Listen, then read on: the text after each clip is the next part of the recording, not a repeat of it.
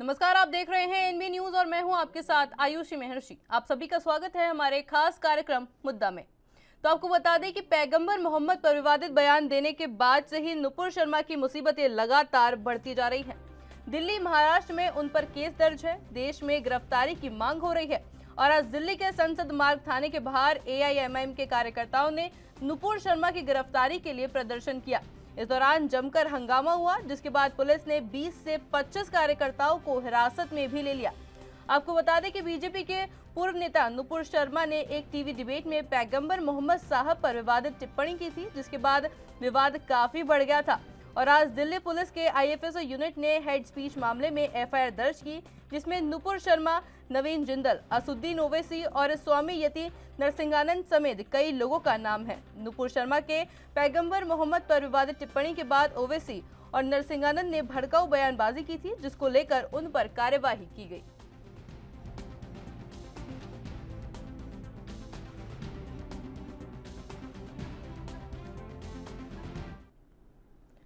तो चलिए आपको सीधे लिए चलते हैं चुनाव आयोग की प्रेस कॉन्फ्रेंस में। It's a matter of great pride, privilege and honor that the institution of Election Commission of India has successfully, freely, fairly conducted elections 15 times to the office of the President. And this is the 16th time, and we really feel very privileged and honored. So the format of today's briefing would be something as it is on your screen. So what we'll do is we'll show you the overview, election procedure क्या है, election में कौन कौन भाग लेते हैं, votes की उनके वैल्यू क्या है, नॉमिनेशन का प्रोसेस क्या होगा, इलेक्शंस की लोकेशंस कहाँ होंगी, वोटिंग कहाँ कहाँ होगी और कंडक्ट एंड रूल्स क्या हैं उससे रिलेटेड, और उसमें कुछ हम लोग नए सोशल रिस्पॉन्सिबिलिटी के काम करेंगे वो क्या है और लास्ट में शेड्यूल क्या है। The term of office of Shri Ramnath Kovind ji, Honorable President of India, is ending on 24th July 2022, as all of you know.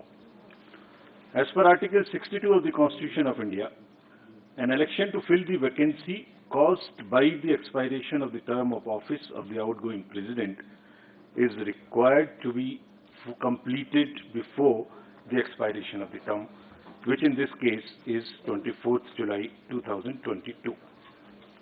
Article 324 of the Constitution, read with the Presidential and Vice Presidential Election Act, copies of which are here outside. You can also take copies. And the Presidential and Vice Presidential Election Rules 1974 vests the superintendence, direction and control of the conduct of election to the office of the President of India in the Election Commission of India. And Commission therefore, as I said, is fully geared up to discharge and perform this duty in a very, very free and fair way. जो act मैंने अभी आपको दिखाया उसकी धारा 4(3) में निर्वाचन के लिए जो अधिसूचना है वह निर्गामी राष्ट्रपति जी की पदावधि समाप्त होने से पूर्व 60वें दिन 60th डे या उसके पश्चात जारी की जा सकती है और exactly it is we are following this, it is after 60th day. As per Article 54 of the Constitution of India again, the President is elected by the members of the Electoral College,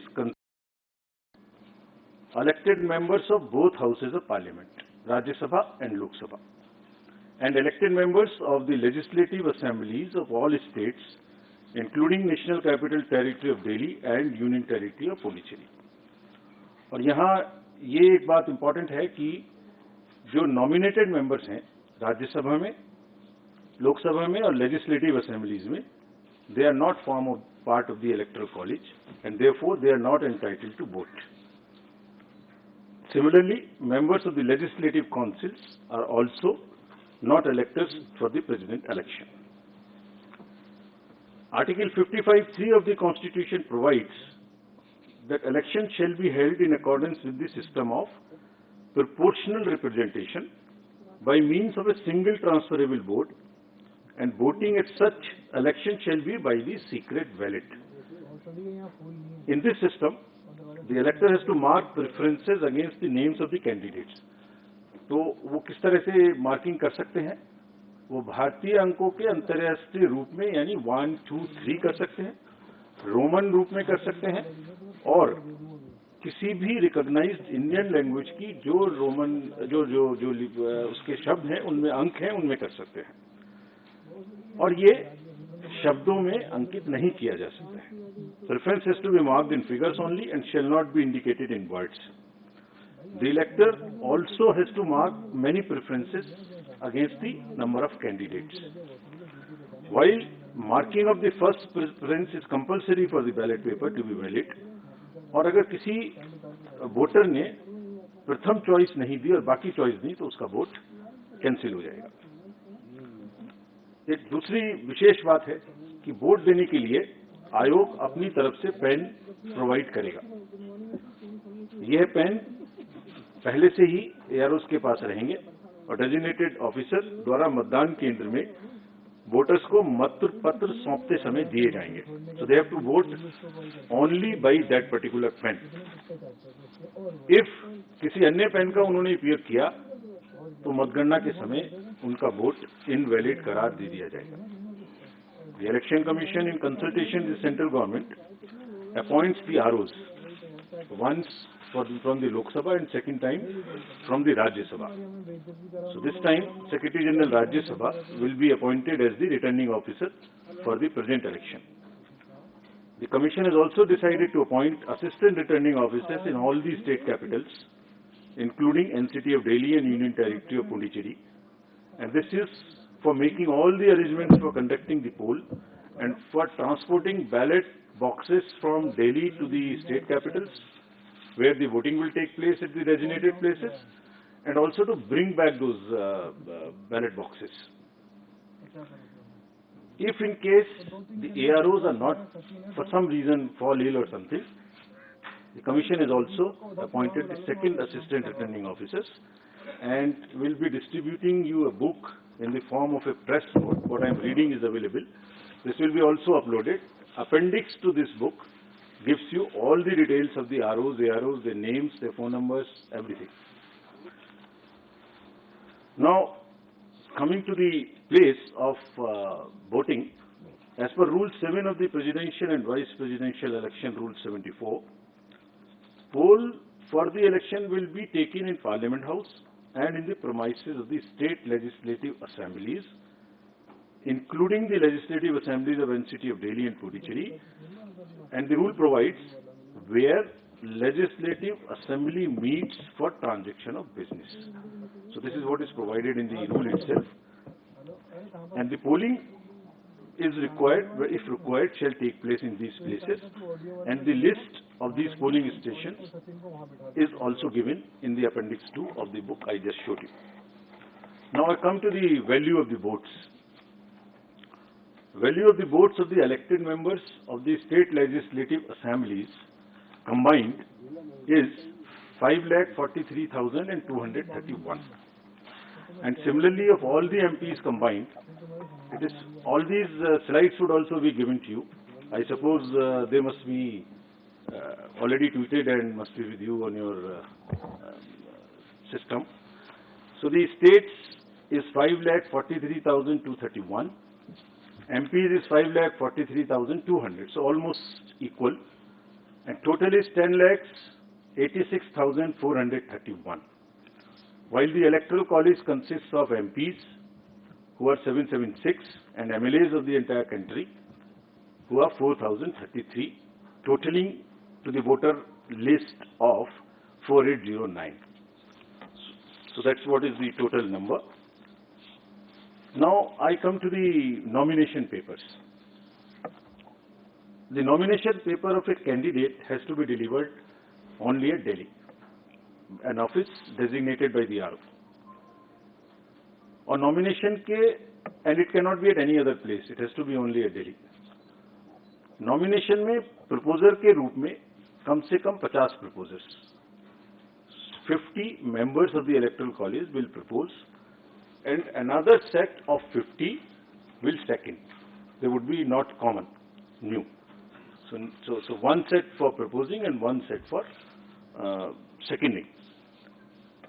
And an elector can subscribe to only one nomination paper of a candidate as either a proposer or a seconder. अभ्यर्थी स्वयं इसको file कर सकते हैं nomination को, या अपने किसी प्रपोजर या सेकेंडर के द्वारा 11 o'clock से 3 o'clock तक एक्सेप्ट हॉलीडेज फाइल कर सकते हैं. And as per the procedure there is a security of 15,000 rupees which has to be filled.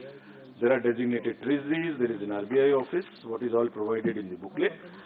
This is for more for the candidates. This can be deposited. Now, coming to the electoral college again, as per Rule 40 of the Presidential and Vice Presidential Election Rules, 1974, the Commission maintains a list of members of the electoral college, as referred to in Article 54, with their correct up-to-date addresses and for the purposes of presidential elections. A copy of the electoral college is also being uploaded on the Commission's website. So anybody can see who is the member state-wise. That is all on the Commission's website. We'll be posting it. And there are certain, in this list, we will require to update it because there are elections which are taking place. पैगंबर मोहम्मद पर विवादित बयान देने के बाद से ही नुपुर शर्मा विवादों में घिरती जा रही हैं, जहां पे आज ही उद्धव ठाकरे ने उनके ऊपर टिप्पणी करी थी कि भाजपा को इस पर माफी मांगनी चाहिए, देश क्यों माफी मांगे. तो वहीं अभी हम देख सकते हैं कि AIMIM के जो कार्यकर्ता हैं उन्होंने भी धरना प्रदर्शन किया है और नुपुर शर्मा की गिरफ्तारी की लगातार मांग कर रहे हैं, जिस पर पुलिस ने केस दर्ज किया है और 20 से 25 कार्यकर्ताओं की गिरफ्तारी भी की गई है. उसका नेशनल स्पोक्स पर्सन और वो उनके नेशनल एग्जीक्यूटिव मेंबर बॉडी का मेंबर भी हो, वो फ्रिंज कैसे हो सकता है. दूसरी बात, ये जो फ्रिंज एलिमेंट की बात कही है, ये एक एम्बेसडर ने कही है, जिसको कोई राइट नहीं है. Ambassador ministry of external affairs के अंडर में आता है, उसको पॉलिटिकल बयान देने का कोई अधिकार नहीं है. आखिर ये तो एक चाइना का मॉडल है या दूसरे जहां पे डेमोक्रेसी नहीं है वहां ऐसा होता है. जहां डेमोक्रेसी है वहां पे हुकूमत करने वाली पार्टी का नेशनल स्पोक्स पर्सन फ्रिंज नहीं हो सकता. यही इस हुकूमत, खासतौर से बीजेपी का तर्ज अमल है कि ये जब फंसते हैं तो अपने आप साइड पकड़ लेते हैं और उसको फ्रिंज एलिमेंट कह देते हैं. अब सवाल ये है कि हमारा जो मुतालबा है कि दिल्ली पुलिस इनको UAPA के अंदर में गिरफ्तार करे. दूसरा जो अभी सुबह मुझे खबर मिली है वो ये है कि जो लोग इनके खिलाफ आवाज उठा रहे हैं, दिल्ली पुलिस ने उनके खिलाफ FIR कर ली है. उसमें कई लोग ऐसे हैं जो माइनॉरिटी कम्युनिटी से हैं, कई लोग ऐसे हैं जो मेजोरिटी कम्युनिटी से भी हैं. लेकिन नुपुर शर्मा और नवीन जिंदल को बचाने के लिए, बैलेंस करने के लिए दिल्ली पुलिस ने उनके खिलाफ FIR की है. तो हमारा आज हम अभी अपना प्रोटेस्ट हमारा जारी है. हमने चूंकि बहुत 4-5 हजार पब्लिक हमारे यहाँ इकट्ठी होनी थी, हमने सबको रात को ही मैसेज कर दिया था कि हमारी प्रोग्राम इन्होंने परमिशन कैंसिल कर दी है. इसलिए हमारे खास जो कार्यकर्ता हैं वो आज यहाँ आए हुए हैं और हम अपना प्रोटेस्ट भी दर्ज कराएंगे. और को हक नहीं बनता कि किसी के भगवान की हंसी उड़ाए या उनके खिलाफ अपमानजनक टिप्पणी करे. यह काम बहुत पहले होना चाहिए था. पूरे विश्व में जब हमारी जगहसाई हो रही है उसके बाद कर. तो चलिए, वक्त हो चुका है एक छोटे से ब्रेक का. ब्रेक के बाद फिर लौटेंगे और नजर डालेंगे हमारे मुद्दे पर.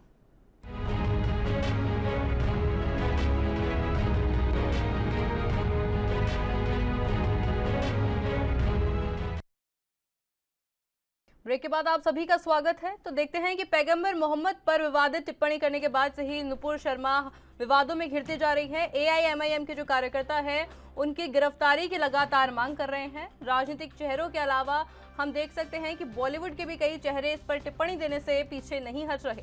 वो कई लोग जो हैं वो नुपुर शर्मा के फेवर में बोल रहे हैं, तो कई लोग इसकी कड़ी निंदा भी कर रहे हैं.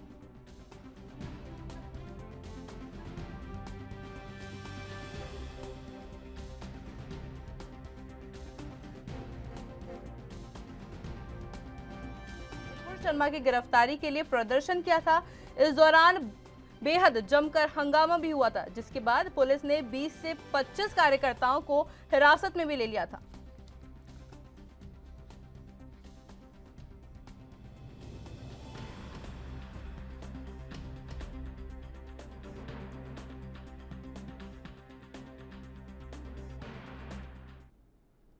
इसी मुद्दे पर अधिक चर्चा के लिए हमारे साथ हमारे गेस्ट लाइव जुड़ चुके हैं बीरपाल सिंह, जो कि बीजेपी के नेता हैं, और आरबी उपाध्याय, जो कि वरिष्ठ पत्रकार हैं।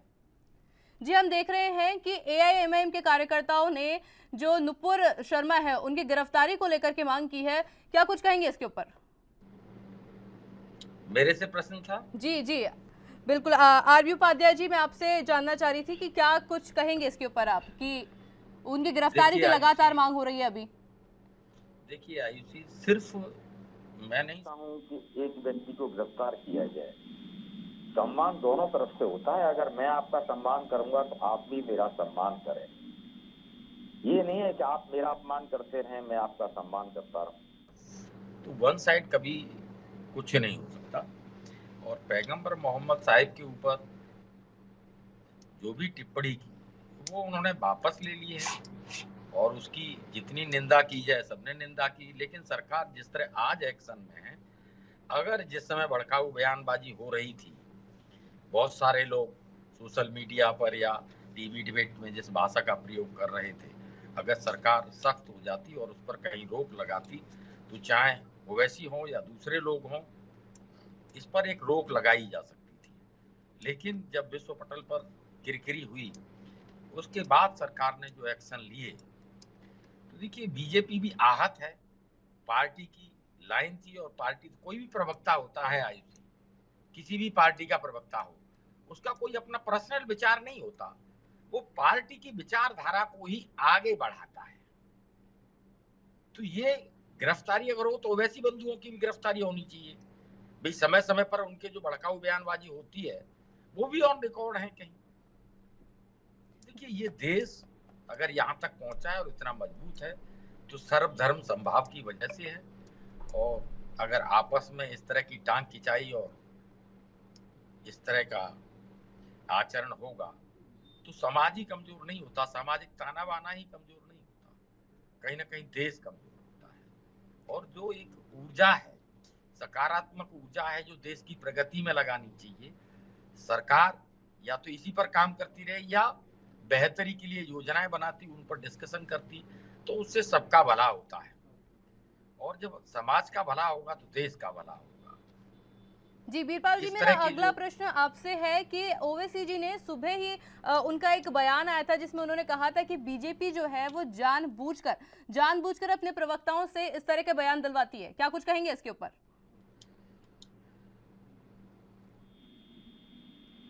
बीरपाल जी। जी हाँ जी, हाँ। देखियो आयुषी जी, ये तो हर आदमी की अपनी अपनी समझ होती है। जैसे कि आपने कहा है, हम मान भी रहे हैं, और ये हमारे उपाध्याय जी भी कह रहे हैं कि कोई भी आदमी अपने शब्द अपने आप नहीं कह सकता, वो पार्टी के शब्द कहता है। ठीक है, उन्होंने जो कुछ कहा। और देखो, ये भी कहते हैं कि यदि किसी आदमी ने कोई अपशब्द कहा है किसी भी बड़े आदमी के लिए, और वो कह रहा है कि सॉरी, ये मेरे से गलती हो गई है, तो मेरे हिसाब से तो समाज में ऐसा अभी प्रथा है कि उस आदमी को सभी माफ कर देते हैं कि ठीक है, उसने गलती कहे थे और अपना वापस ले लिए, तो उसको हम माफ कर देते हैं। लेकिन इसका फायदा ये ओवैसी वगैरह जो उठा रहे हैं, अपनी बातों को छिपा रहे हैं, दूसरे की बातों को उठा रहे हैं, ये तो आए दिन कुछ ना कुछ बोलते हैं दूसरी पार्टी के लिए, बीजेपी पार्टी के लिए। इनके ऊपर तो किसी ने आज तक कोई शब्द नहीं उठाया। लेकिन हमारी ये जो बीजेपी पार्टी है, कदम कौन उठाएगा? कदम आपको उठाना है। आप सत्ताधारी दल हैं, आप सत्ता में हैं, तो कदम तो आपको उठाना होगा, विपक्ष में नहीं है। जो सरकार में होता है उसका दायित्व होता है कि उसके ऊपर एक्शन ले। तो आपने क्यों नहीं लिया वैसी बंधुओं के ऊपर एक्शन? वो ठीक है, वो चलता है, वो देखना है कि नहीं, उन पार्टी को भी तो कुछ समझना चाहिए ना। अब उसका ये उग्र रूप धारण करते रहेंगे, तो ये भी उसका भी तो अंत होगा ना। जैसे कि आप कह रहे हैं आज ही एक्शन लिया गया, कई आदमी हिरासत में लिए गए, तो ठीक है, होगा, ये काम होगा। लेकिन देखो, सब संभाव वाली जो बात है वो बिल्कुल ठीक है। सब धर्म को मानना चाहिए और सभी धर्मों का आदर होना चाहिए, और हो भी रहा है इंडिया में, हो भी रहा है, इसमें भी कोई शक नहीं। लेकिन इन लोगों को सोचना है और बहुत ही मतलब देख के पैर उठाना है। लेकिन भारतीय जनता पार्टी सब लोगों को देखती है, सब लोगों को पहचानती है, और बाद में सोचती है कि भाई क्या सही है और क्या गलत है। इसलिए इन लोगों को समझना चाहिए, अति सोचना चाहिए। ये अननेसेसरी नुपुर शर्मा को उठा रहे हैं। भाई नुपुर शर्मा ने अपनी गलती मान ली, उसके बावजूद भी आई दिन ये प्रोटेस्ट कर रहे हैं।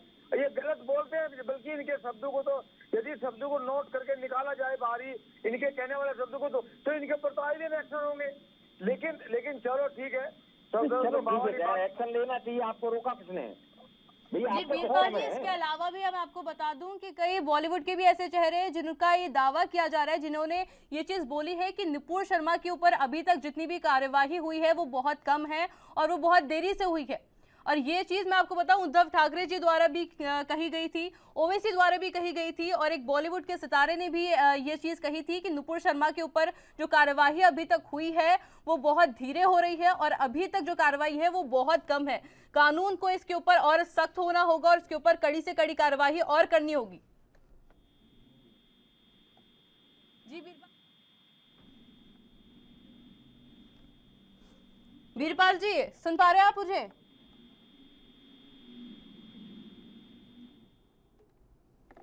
जी उपाध्याय जी, तो फिर मेरा अगला सवाल आपसे है कि देखिए, इससे पहले भी कई बार हुआ है कि हिंदू धर्म के ऊपर भी कई लोगों ने टिप्पणी की है, तो उस वक्त उन पर क्यों नहीं एक्शन लिया गया? उस टाइम पे सरकार क्यों चुप थी? उस टाइम पे कानून कहाँ था? क्या राजनीति में एक नया मोड़ आने वाला है? जिस तरह से इस पूरे मामले में एक बड़ा तुल पकड़ा हुआ है, उसमें क्या लगता है आपको, एक राजनीति में एक नया मोड़ आएगा इसको देखते हुए?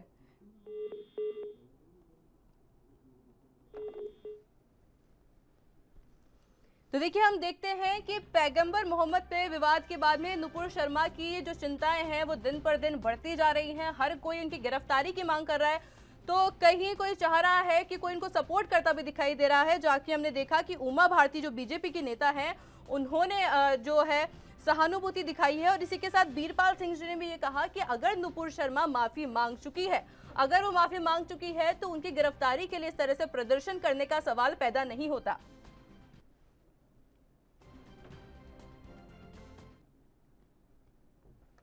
जी उपाध्याय जी, मैं फिर से अपना सवाल दोहराना चाहूंगी कि देखिए, इससे पहले भी कई बार हुआ है कि हिंदू धर्म के ऊपर कई लोगों ने टिप्पणियां की है, पर उस वक्त सरकार शांत थी, उस वक्त जितने भी राजनीतिक चेहरे थे वो शांत थे, उस वक्त किसी ने कुछ नहीं बोला। तो इस तरह से जो इस मामले ने बड़ा हंगामा किया है, एक बड़ा तूल पकड़ा हुआ है, क्या लगता है राजनीति में एक नया मोड़ आने वाला है? देखिए, बिल्कुल डेफिनेटली मुझे दिख रहा है एक नया मोड़ आ रहा, लेकिन नया मोड़ भी तभी आ सकता है आयुषी हिंदू देवी देवताओं के जिस तरह की पेंटिंग बनाई जाती रही, हिंदू धर्म को जिस तरह से अपमानित किया जाता रहा, हिंदू देवी देवताओं को जिस तरह मजाक उड़ाया जाता रहा, उस पर कार्रवाई क्यों नहीं? और कार्रवाई करेगा कौन? अगर उस पर कार्रवाई होती तो मैं नहीं समझता हूँ इस तरह की पोजीशन आती कि विश्व बिरादरी हमें इस तरीके से कटघरे में खड़ा कर। कहीं ना कहीं जो भी सत्ता में रहा उसकी कमी है कि जो भी इस तरह के भाषण देते हैं या जिस तरह के विवादित बोलते हैं या किसी भी धर्म का अपमान करते हैं, उन सब पर एक्शन होना चाहिए। और नुपुर शर्मा ने तो अपनी गलती मान भी ली है, बाकी ओवैसी बंधु तो अपनी गलती भी नहीं मानते। उनका वो वाला बयान 15 मिनट पुलिस हटा दो, मतलब इस तरह के बयान सार्वजनिक रूप से दिए जाते हैं और दूसरे धर्म को प्रताड़ित किया जाता है। धर्म कोई भी हो, आस्था का प्रश्न है और सबको सम्मान, हर व्यक्ति के लिए अपना धर्म अहम होता है और किसी को भी ये इजाजत नहीं होनी चाहिए कि वो किसी भी धर्म, चाहे वो धर्म कोई भी हो, कि उसकी इस तरह से मजाक बनाए या कटाक्ष करे। सम्मान करना होगा, सम्मान सीखना होगा और सम्मान चारों तरफ से, एक तरफ से नहीं है कि मैं तो आपका सम्मान करूं और आप मेरा निरादर करें। तो सार्वजनिक जीवन में भी ये नहीं होता है। अगर हमें सम्मान लेना है तो सम्मान देना पड़ेगा, तभी सम्मान मिलेगा। और मैं समझता हूँ जो एक गंगा जमनी तहजीब है वो तभी बरकरार रहेगी। आज सब बात कर रहे हैं कश्मीरी पंडितों पर कितना अत्याचार किया। कश्मीरी पंडित आज भी अपने देश में विस्थापित जीवन जी रहा है। हम कानून की बात करते हैं, हम संविधान की बात करते हैं, हम संवैधानिक संस्थाओं की बात करते हैं, लेकिन आज तक उनको न्याय नहीं मिला। टारगेट किलिंग हो रही है। जी बिल्कुल, इसको कहाँ जायज ठहराया जा सकता है और उस पर कार्रवाई कौन करेगा? तो उसकी कोई आलोचना नहीं है। विश्व बिरादरी में कहीं कोई, मैं नहीं समझता हूँ कि कोई कश्मीरी पंडितों के साथ खड़ा या उनके न्याय की बात करता है या उनके हक की बात करता है। तो ये भी विश्व बिरादरी को भी सोचना होगा कि भारत एक लोकतांत्रिक देश है और लोकतांत्रिक प्रक्रिया चुनी हुई सरकार है, उसको कटघरे में खड़ा करना कोई जायज नहीं है। और एक चीज और बता दूं आईजी, जितना मुस्लिम भारत जी उपाध्याय जी, मेरे पास समय की थोड़ी सी कमी है, तो मैं चाहती हूँ आप इसको थोड़ा जल्दी खत्म करें। भारत के अंदर सुरक्षित है, उतना जो मुस्लिम राष्ट्र है वहां भी मुस्लिम इतने सुरक्षित नहीं है जितने भारत के अंदर हैं। और फिर भी भारत को और कटघरे में खड़ा किया जाता है, तो वो जायज नहीं ठहराया जा सकता। और चंद लोग हैं, देखिए आप पूरे समाज को बदनाम न करें कि पूरा मुस्लिम समाज ही खराब है। कुछ लोग हैं राजनीति के लिए, अपने स्वार्थ सिद्धि के लिए, और इस तरह की बातें करते हैं। और सरकार जब सख्त होगी तो मैं नहीं समझता हूं कि किसी की हिम्मत होगी कि वो किसी भी जी उपाध्याय जी, बहुत बहुत शुक्रिया हमारे गेस्ट का हमारे साथ जुड़े रहने के लिए। तो इसी के साथ हमें मालूम चलता है कि देखिए नुपुर शर्मा जी जो है वो माफी मांग चुकी है इस मुद्दे के ऊपर। तो जो बीजेपी जो नेता हैं और हमारे साथ जो वरिष्ठ पत्रकार जो जुड़े थे, उनका भी यही कहना था इसके ऊपर कि अगर नुपुर शर्मा माफी मांग चुकी है तो प्रदर्शन करने का, उनकी गिरफ्तारी को लेकर के सवाल पैदा नहीं होता। तो आज के हमारे मुद्दे में सिर्फ इतना ही। मैं आयुषी आपसे लेती हूँ इजाजत, नमस्कार।